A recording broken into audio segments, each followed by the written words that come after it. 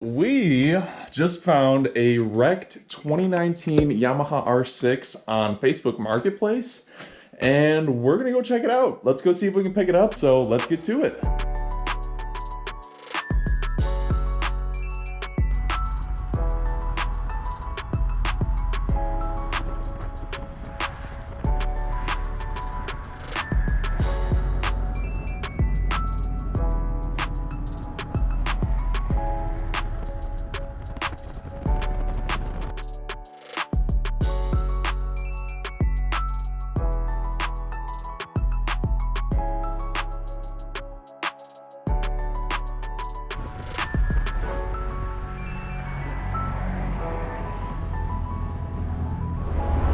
Alright guys, so we just made it here to the shop where they have the bike, the wrecked 2019 R6. Just waiting for the guy to come out and we're gonna go take a look at this bike. Alright, so there it is. Gotcha. Alright. Quick overview. There's the gauge cluster.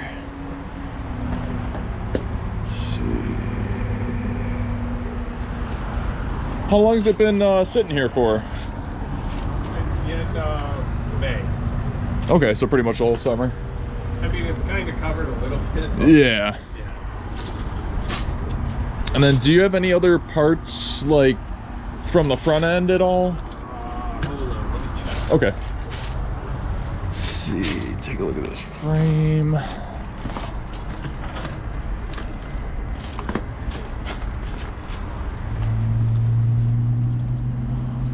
You said there was like 14,000 roughly, right around there. He registered it at 10,000. I'm thinking Okay. it probably has less than 14. Yeah, because the inspection, yeah, it says October of last year, 10,368, so couldn't have been too much from the beginning of the year. No, I don't think it's too much higher. It could be 12,000 or less. Yeah, just I was ballpark. trying to be fair and say 14. Exactly. Tank's in pretty good shape. A little scratching on there.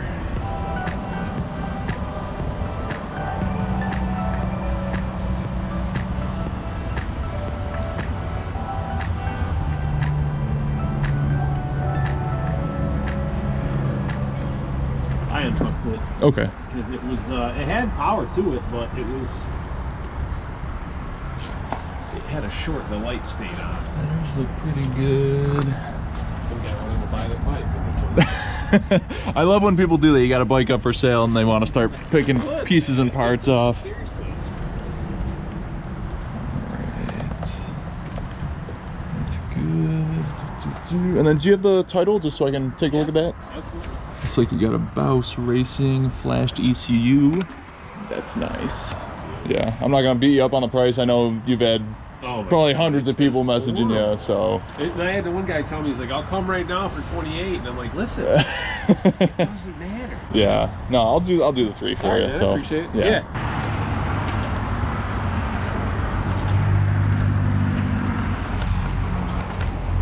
Sorry.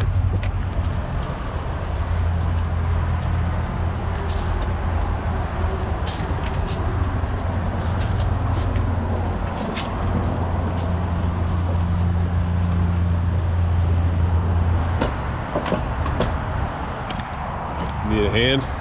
Yeah, I'll take this and then we'll.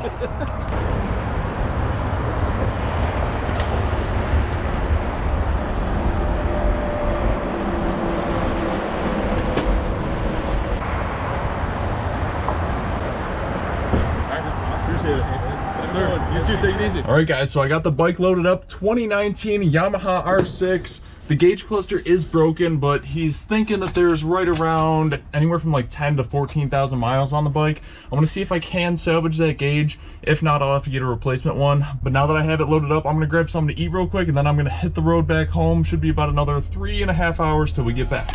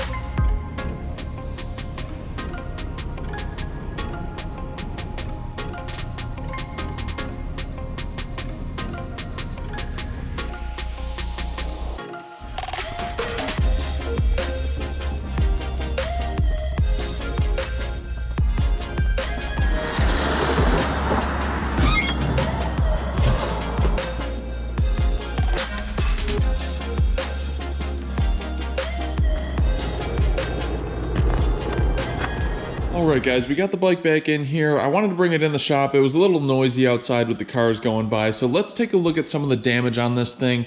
Obviously, the whole front of this bike needs to be repaired, replaced. So our headlight housing is missing, our front stay. We've got a broken fender, broken plastics on the side over here. Let's take a look at the forks. The forks really don't look too bad. They are scratched up pretty good in some areas, and it looks like we might have a little scratching on the frame. No real structural damage to that. Really, it just needs kind of that new front stay and the headlight on there. Got a broken clip-on on this side. You can see right there, looks like we got a broken clutch cable adjuster. We've got here's our broken gauge cluster. A little closer look at this guy. Our LCD screen is completely missing. This is pretty much useless right now. Our tank really doesn't look too bad. Got a couple little surface scratches on here. Still really usable, really good condition with that tank. We are missing our front plastic of the tank right there. And we have some more scratching on the side plastics over on this side. It looked like there were some side cover case protectors for like the stator cover. And if we go over here, the clutch cover, looks like it had some stock Yamaha style case cover savers right here. We've got that M4 exhaust right here. Subframe really doesn't look too bad. So, I mean, subframe looks pretty straight too. There's just a lot of dirt and stuff on this bike. Now, I do not have the key for this bike. When I bought it, I knew that there was no key with the bike, so we don't have the ignition. Can't get the tank opened at all. Also looks like we have some scratches on our right clip-on. We have a broken brake fluid reservoir. And I was able to find attached to the wiring harness, this is one of the headlights for the bike. It is scratched up pretty good. I don't think we're going to be able to use this as is just because some of the mounts are broken. But this was another piece that was on the bike. And it looks like there was this piece as well, the light control unit. So this is obviously probably what controls the headlights for the bike. This is all broken and everything, so I'm not sure how much one of those is going to cost in order to replace it.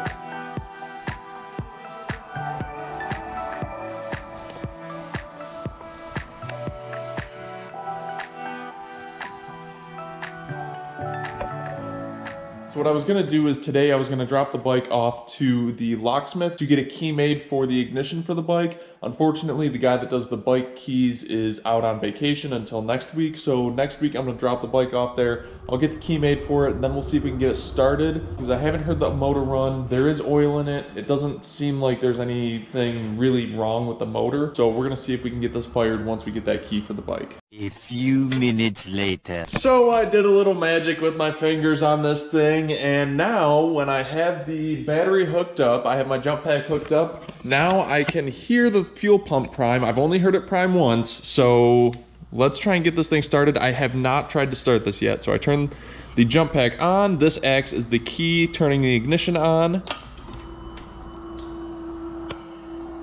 The fuel pump primes, that's really, really good. Now the bike is in neutral. What I'm gonna do now, I did already check, there is oil in the bike. Right there, we do have oil in the bike. So I've got the key kill switch turned. This is the first time that I'm trying to attempt to start the bike. The guy that I bought this from, he did not start it since he owned it. So this is like a first on so many levels. So let's see if this thing will start.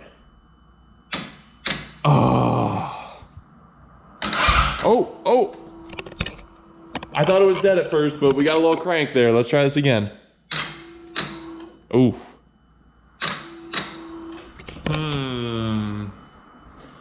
It's clicking. It wanted to start. It doesn't want to quite start though. Let's. Oh,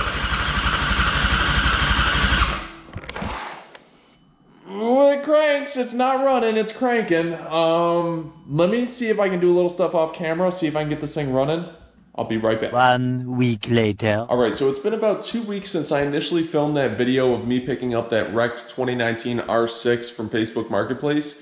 Now, a little update, I actually ended up selling the bike. Now, the reasoning behind that is because the 2019 R6, that body style, they only ran that from 2017 to the beginning of like 2020. So they didn't make that body style for very long. It's a newer bike. There's not that many used parts available on the market, and the parts that I have found, was able to find, were very expensive. Now, I bought the bike for $3 grand. After looking into the bike a little bit more, I ended up noticing that the front forks were actually bent. Front forks, I'm gonna gauge around like $1,000 were needed for that. Fairing kit's gonna be needed for that bike, so it would have been 600 bucks. Whole headlight, front end headlight, I only found one used one on eBay that had like the brackets and everything. That was like $800. I needed a gauge cluster. I only found one used one with similar mileage. That was about $450. I actually did need a subframe. A couple of the mounting spots on the subframe where the bolts attached to the frame were broken, so we needed a new subframe. Found one of those on eBay that was about $1,000. I'm just ballparking a wire harness for that thing. It's probably going to run about $250 to $300. Really rough cost of parts for that bike would have been about $4,100. Figure maybe another $1,000 to $2,000 in parts that might be, you know, hidden damage once I really start digging into that thing. So I mean, we're looking at around 10 grand investment into this bike after it's all said and done. At the end of the day, that's a ton of work that I have to put into this thing. You know, I might only make like a couple grand on it at the end of the day. And that kind of profit margin is just something I'm not looking at for this point for my business. It's just not too much meat left on the bones. So that's why I ended up selling the bike. Only ended up making like 300 bucks on the bike. So, you know, that covers my fuel and time a little bit for, you know, going out to pick it up. A lot of you guys are going to be like, oh, you know, you should have spent the time on working on it, fixing it up and everything. Would have made a great video, great content.